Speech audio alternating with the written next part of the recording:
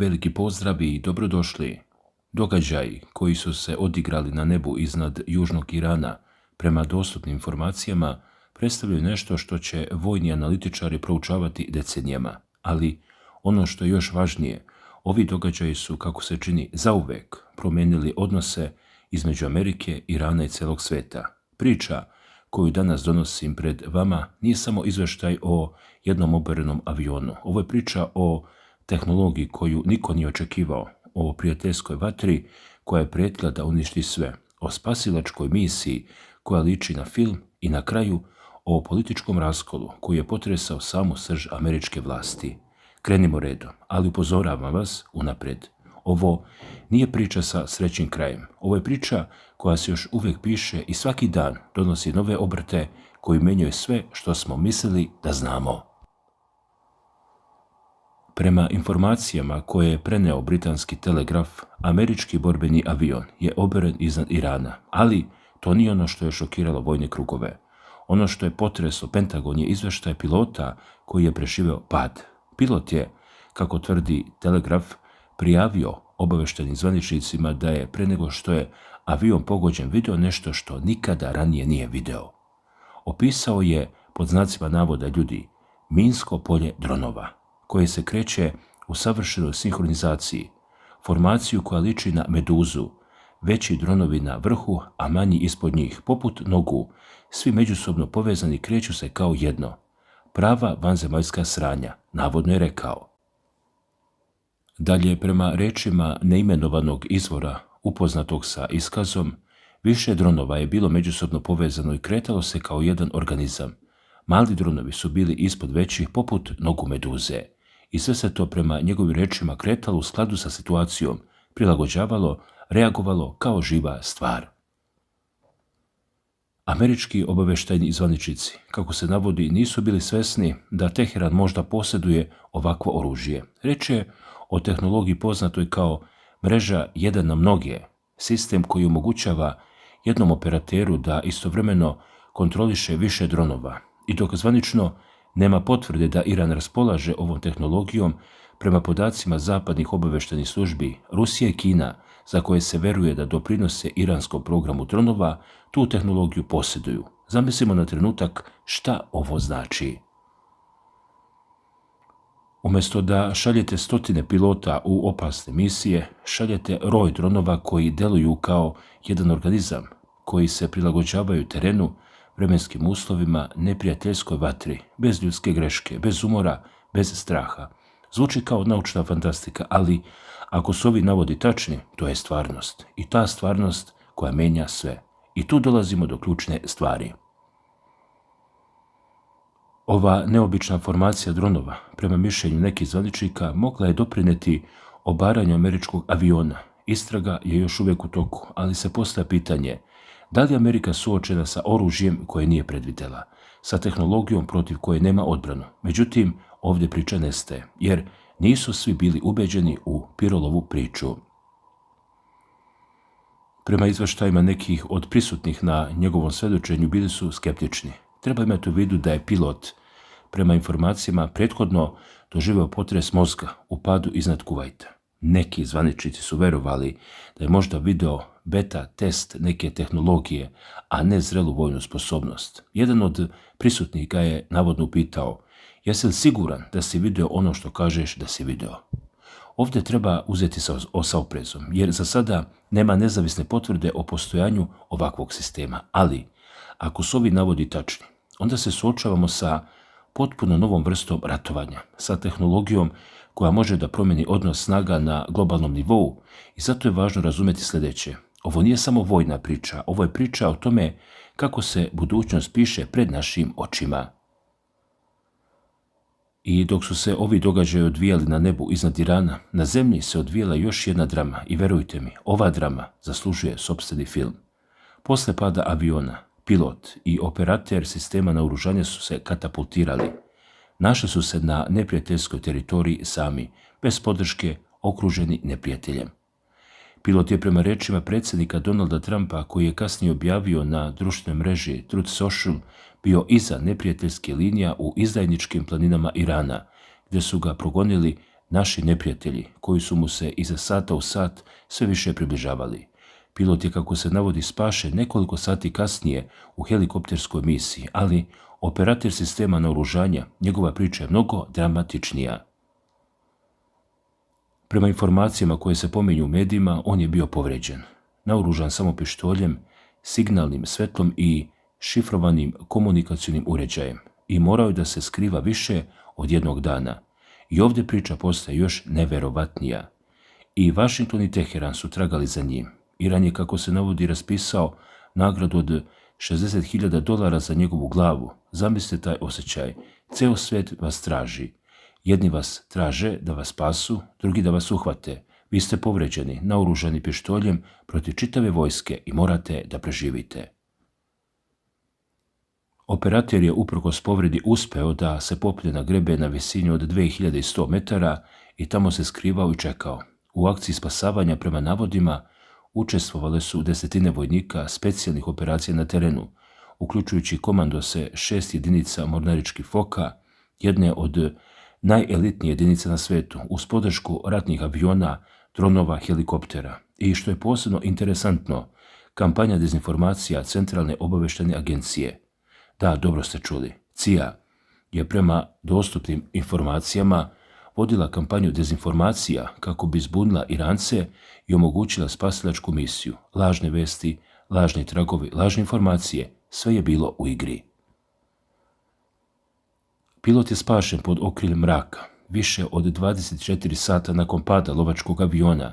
Američki predsjednik je to opisao kao uskršnje čudo, a operator sistema naoružanja i on je na kraju spašen. Ali, prema dostupnim informacijama, nije jasno da li je i on video formaciju dronova sličnu meduzama koju je pilot opisao pre nego što su oboreni. Ovo je važno pitanje, jer ako jeste, onda imamo dva svedoka. Ako nije, onda se sve svodi na reč jednog čoveka koji je, podsjetimo, prethodno doživio potres mozga. Ali ovdje priča nestaje. Naprotiv, ona se širi i zahvata političke vrhove. Ovaj rat u Iranu, kako se čini, nije samo vojni sukob. On je, prema rečima mnogih analitičara, postao katalizator za najdublji politički raskol u Americi u posljednjih nekoliko decenija. I tu dolazimo do imena koje je, verovali ili ne, bilo tesno povezano sa Donaldom Trumpom, Tuckera Carlsona, bivši voditelj Fox Newsa, nekada najgledaniji i najkontroverzniji čovjek američke televizije u udarnom terminu, sada je, kako se čini, okrenuo leđa republikanskoj stranci. I ne samo njima, on je, prema sopstvenim rečima, okrenuo leđa celom političkom sistemu. Da bismo razumjeli težinu ovog poteza, moramo se vratiti nekoliko godina unazad. Carlson je, podsjetimo se, bio jedan od najvernijih Trumpovih saveznika. Nakon što ga je Fox News otpustio 2023. godine usled štetne tužbe koju je pokrenuo operator glasačkih mašina zbog tvrdnji da su izbori 2020. godine pokradeni, Carlson je pokrenuo sopstvenu internet emisiju. I komu je bio prvi gost? Donald Trump. Trumpu je pomogao da izgradi sopstvenu publiku nakon što je Carlson napustio televiziju u udarnom terminu, a Carlson je zauzvrat, kako se navodi, vodio kampanju za Trumpa na izborima 2024. Pojavljivao se na bini na njegovim predizbornim skupovima, davao mu je svesno potpunu iskrenu podršku, ali, kako se čini, rat u Iranu je sve promenio. Carlson se, prema navodima medija, sastao sa Trumpom kako bi ga pozvao da ne pokreće napade na Iran. Ukazivao je na anti-intervencionistička uverenja pokreta MAGA. Podsjetimo, MAGA pokret se tradicionalno zalaže za to da se Amerika ne meša u tuđe ratove, da se fokusira na sopstvene probleme. Ali Trump nije slušao i baš tu nastaje problem. U aprilu ove godine Carlson je u svojoj emisiji rekao nešto što je zapanjilo i njegove pristalice i njegove protivnike. Rekao je, citiram ga, mislim da je ovo trenutak da se borimo sa sopstvenom savešću. To će nas mučiti dugo vremena. Želim da kažem da mi je žao što sam ljude doveo u zabludu. Da, dobro ste čuli. Izvinio se. Izvinio se što je podržavao Trumpa i to nije bio kraj. Onda je 18. juna ove godine, kako prenose mediji, rekao sljedeće: dosljedno sam branio republikansku stranku 35 godina. Mislim, veoma dosljedno, ali ovo se ne može braniti. Izlazim. A ako ja izađem, onda mislim da će mnogi drugi ljudi izaći. Zamislite ovo, čovjek koji je 35 godina branio jednu stranku, koji je bio jedan od najpoznatijih lica te stranke, sada kaže izlazim. Upitan u podcastu ne može se cenzurisati kako bi rat mogao uticati na predstojeće izbore, rekao je: kako bih ja ili bilo koji američki birač mogao podržati političku stranku koja nije lojalna Sjedinjenim Američkim Državama. Dodao je: nije moguće glasati za takve ljude i neću to ni činiti. I što je posebno zanimljivo, rekao je da neće glasati ni za Demokratsku stranku. Ne znam šta ću da radim, rekao je. Ovo menja celu sliku. Jer Carson nije bilo ko. On je uprkos svemu ostao jedan od najznačajnijih glasova u američkim konzervativnim medijima. Njegova emisija privlači milione gledalaca. Ako on napušta Republikansku stranku, ako on poziva druge da izađu, to nije samo politički skandal. To je, kako se čini, simptom mnogo dublje krize. I ovdje postavljamo ključno pitanje. Šta se to desilo da je jedan od najvernijih Trumpovih saveznika okrenuo leđa? Prema dostupnim informacijama, ključni razlog je rat u Iranu. Carson, koji je oduvek bio anti-intervencionista, smatra da je Amerika uvučena u rat koji joj ne treba. Veruje, kako se navodi, da je Izrael gurnuo SAD u sukob i smatra da je predsjednik Trump prekršio obećanje dato biračima. I dok se ovo dešavalo u Washingtonu, na drugom kraju svijeta odigrava se još jedna igra. Jedna koja bi mogla da bude mnogo važnija od svega što smo do sada rekli. Iran je prema najnovim izveštajima predstavio plan za uvođenje prikrivenih taksi u Ormuskom Moreuzu. Riječ je o, kako se navodi, korišćenju rupe u zakonu o osiguranju kako bi se spriječilo naplaćivanje putarina na ovom ključnom plovnom putu nakon rata. Ormuski Moreuz je, podsjetimo, jedan od najvažnijih plovnih puteva na svijetu. I tu dolazimo do ključnog pitanja. Zašto Amerika ne može da zaustavi Iran? Prema analizama koje se pominju u medijima, rat je trajno poremetio globalnu ravnotežu snaga. Okretanje Amerike ka Aziji, koje je bilo u planu, narušeno je. Odnosi između SAD-a i Izraela, nekada neraskidivi, sada su, kako se čini, prekinuti. I sve to, prema rečima mnogih, zbog jednog rata koji je mogao biti izbegnut. A ako dobro razmislite, ovo nije samo rat između Amerike i Irana. Ovo je rat koji menja odnose između svih velikih sila. Kina, Rusija, Evropa, Izrael. Svi su u igri i svaki vuče svoj konac. Zato je važno razumeti. Ormuski Moreuz nije samo Moreuz. On je ključ globalne ekonomije, on je ključ svjetske energije, on je ključ moći i Iran to zna. A šta se zapravo dogodilo na nebu iznad Irana? Vratimo se na početak, na onog pilota koji je video meduze na nebu iznad Irana. Da li je njegov opis tačan? Da li je Iran zaista razvio oružje koje može da kontroliše rojeve dronova sa jednog mjesta?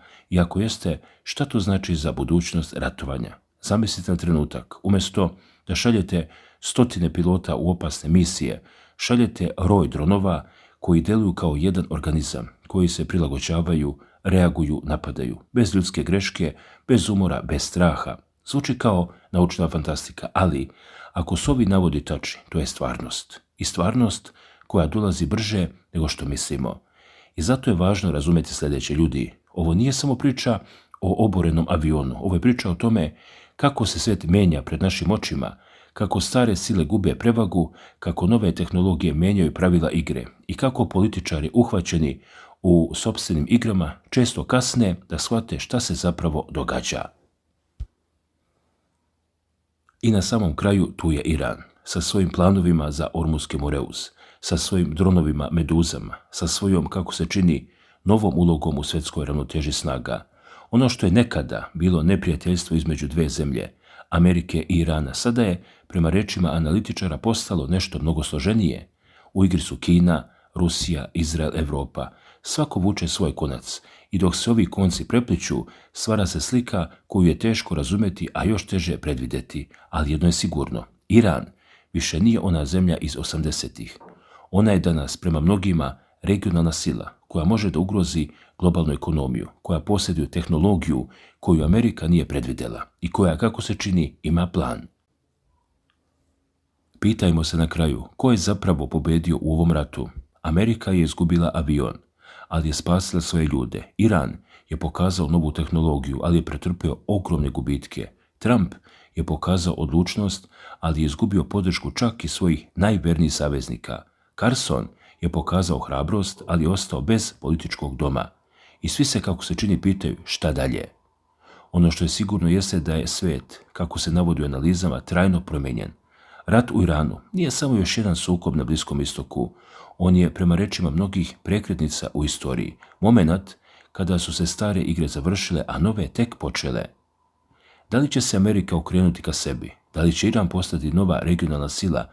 Da li će dronovi Meduze postati standardno oružje budućnosti? I šta će se dogoditi sa Ormuskim moreuzom, tim ključnim plovnim putem koji drži svjetsku ekonomiju u šaci? Ali da ne zaboravimo, ovaj rat nije samo američki rat. On je, kako se čini, postao globalni sukob u kome svako vuče svoj konac. Kina, koja je prema podacima zapadnih obavještajnih službi doprinela iranskom programu dronova, sada gleda kako se njena investicija isplaćuje. Rusija, koja također deli i pomaže tehnologiju sa Iranom, vidi priliku da oslabi američku dominaciju. Izrael, koji tradicionalno je bio američki saveznik, sada je ostavljen po strani. I Evropa gleda i ne zna šta da radi. Sa jedne strane zavisna je od američke zaštite, sa druge strane zavisna je od iranske nafte i pokušava da balansira između dve vatre. Zato je važno razumeti, ovo nije samo rat u Iranu, ovo je rat za globalnu dominaciju, rat koji će odrediti ko će biti svjetska sila u narednim decenijama.